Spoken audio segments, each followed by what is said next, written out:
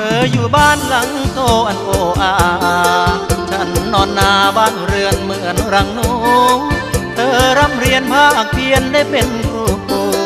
ช่างหดหูเศร้ามองเสียจริงเราเธอไปเรียนฉันไปหน้ามันน่าเศร้าทางเดินเรานับปัญห่างต่างศักดิ์ศรีอนาคตของน้องต้องผู้ดีส่วนตัวพี่มองมนทนทำนา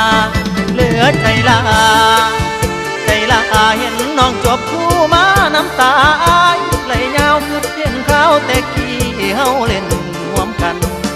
ตัวอายนั้นเรียนอยู่ป.3ส่วนว่าครูคนงามอยู่ป.2เด้อน้องสองเฮาว่าโอ้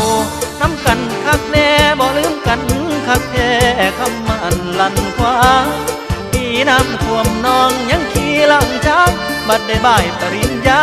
สร้างลืมนางน้องนั่งมองแม่พิมพ์คนใหม่